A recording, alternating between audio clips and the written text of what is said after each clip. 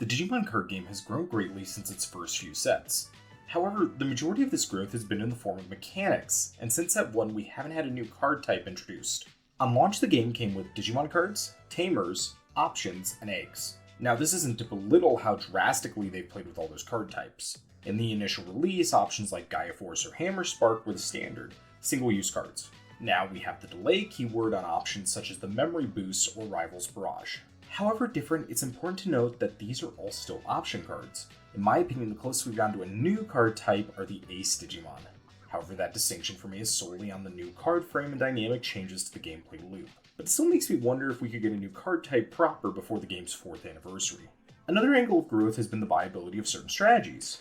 We've had top-heavy decks looking to build towards the finisher like Examon, security control and its various permutations, rookie rush strategies, and even some combo decks like Lilith Loop. However, as it stands, Digimon decks tend to win the same way and through the same means. Most decks want to build incremental value before pressuring into their top end. Some are more controlling, some faster and aggressive, but the end state is still Digimon turning sideways. In this video, I want to reflect on some of the other card games I've played and theorycraft some new types of cards and strategies that are currently not viable that we can hopefully see down the road. Card types are a twofold concept, the first being utility and the second being a new type, whether sub or super type. For utility, a big gap in Digimon compared to the big 3 card games is the existence of any sort of tutors. For those who don't know, tutors are cards that let you search your deck for a specific card, typically under some sort of conditions, the namesake being Magic's Demonic Tutor. Similar cards include Emergency Call and Reinforcement of the Army in Yu-Gi-Oh!, or the various Pokeball cards. Since Digimon's release, the formula for finding cards has been with searchers, all following a similar philosophy to the BT1 Agumon. These cards, either on play or evolution, look at a number of cards from the top, selecting one or more to the hand before tucking the rest on the bottom of the deck. The benefit of this is that it does not require shuffling, so compared to Yu-Gi-Oh!, where MTG's Commander format, where searching is plentiful, it helps to speed up the game. This is a distinct benefit and feels like intentional design.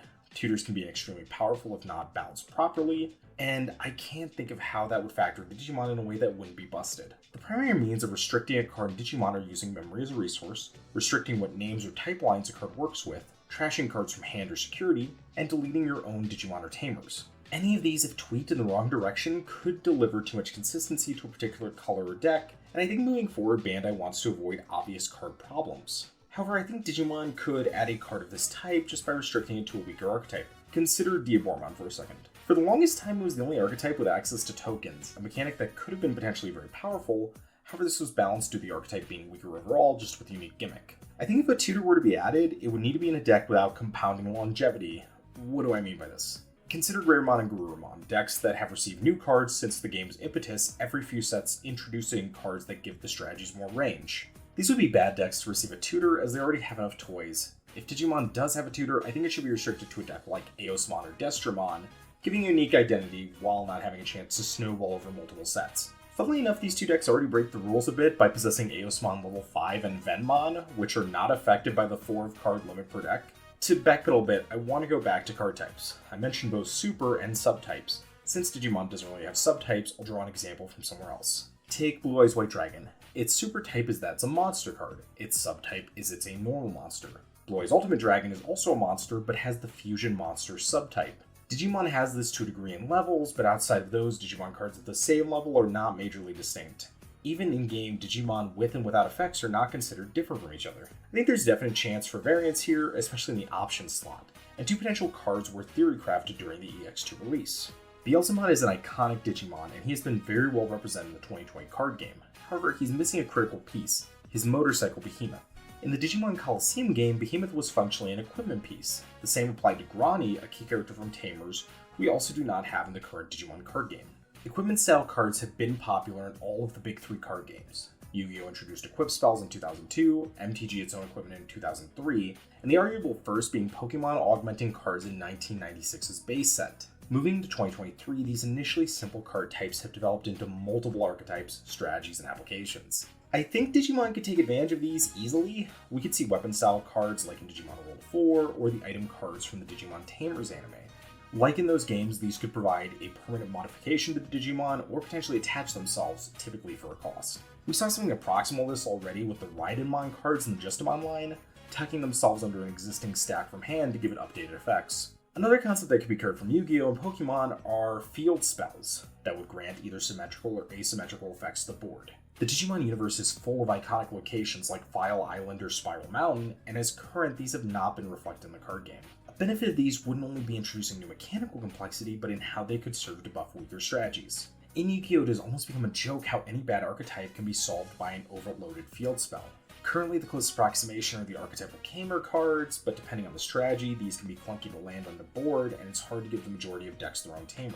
The only issue I can find with both of these concepts is that, like Tamers, at least early on, they'd be impossible to interact with. Even now, not every color can answer a Tamer, but I think there's a means to solve this. Any new theoretical card type could be foremost categorized as an option just with a subtype. So, option gear for those equipment style cards, or option field for the field spell style cards. Then Bandai could introduce the means to interact with, turn off, or even pop option cards. That's a mechanic that would be even beneficial right now.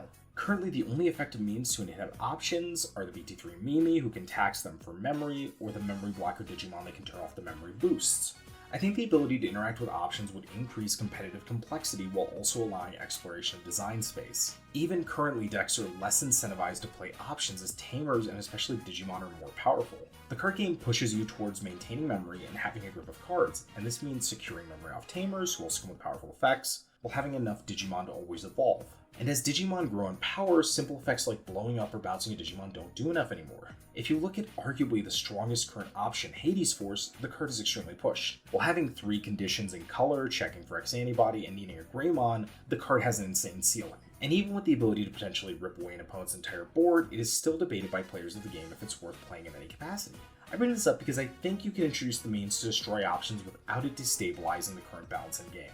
The final issue I see with the game is the lack of diversity in strategies. Compared to classic card games like Digimon, it lacks support for certain types of decks. The first that comes to mind is Digimon lacks a mill deck, something that I think could be implemented. In many games, mill is balanced as it's an uphill battle. You commit so many cards to ripping your opponent's library instead of their life, and in Digimon it would be the same. Instead of checking security 6 times, you'd need to take away a full library. However, Digimon is unique in that it's very easy to draw cards. Even just engaging with the game mechanics, you will see yourself easily burning through your deck. It actually was a tech in response to Beelzemon to play the Magidramon that mills cards, as the deck would self-mill and draw so much that they were within easy range of securing a win off of a simple mill. This was a special case, however, but I think one could be drafted without breaking the game. Mill is also balanced by the existence of graveyard or trash strategies, which see those zones as almost like a second hand. Another gap is a lack of a focused burn strategy, like Red Spellslinger Magic or Volcanics in Yu-Gi-Oh! The problem does present itself as Digimon does not have a traditional life, but security. The answer would be a strategy where the payoff is trashing, unlike Greymon or Beelzemon where it's an aspect. This would be the whole. I don't believe this would be difficult to balance, as like Mill, you're putting your resources into a strategy that does not affect the board. In games where Mill and Burn exist, the best ways to win are to simply kill them, as these decks can leave their shields down while having to commit to attacking the deck or life. Burn would also be naturally counterbalanced by the existence of Yellow. When designing a burn strategy, they are balanced around the starting life total, so in this case 5 security. By recovering even once, you throw off that balance, and it can often leave them just out of range of a finish. The goal of adding these decks is not to be tier 1 competitors, but just like new styles of cards in order to give Digimon depth as a game. You can make depth in many ways. Another missing aspect is any alternative win conditions. At their best, like Magic's Battle of Wits, these make players build their decks in different ways. At worst, like Exodia, they push players towards solitaire-like play patterns which ignore the opponent and most of the game. I think the best method would be a weaker deck with an incidental alternative win. Say, a 7-grade Demon Lord deck that can win if you get one of each into trash while also functioning as a normal deck. The reason I don't think this would break Digimon is it functions similarly in execution to the OTK meta. Take War Greymon X. It was in some ways a combo deck as you were looking to assemble a specific stack with a tamer or boost on board, and your win was for the most part guaranteed if you did so. But the deck did not see significantly relevant performance compared to its BT9 contemporaries. No one wants to stick with a game for years and see it barely change or develop, and these types of strategies can help pull in new players. Card games need diversity for longevity, and I'm hoping that's something we can see out of Digimon sooner rather than later. The future of this card game depends on the development teams at Bandai exploring their own design space. If you stuck through the video, thank you for watching. What would you like to see in the Digimon card game? Is there a strategy you want, or maybe a new type of card? Please let us know below. And it's so good to be back. I just finished a big move, and I'm hopefully able to get back to my normal rhythm with Gordo. We also have some wonderful thumbnail art of Kyoko from Cyber Sleuth by my friend Jade. Did you know she made her current logo? Go give her Twitter a visit if you get the chance. As always, this is Tepid with Gordo's Games. Thank you and have a great day.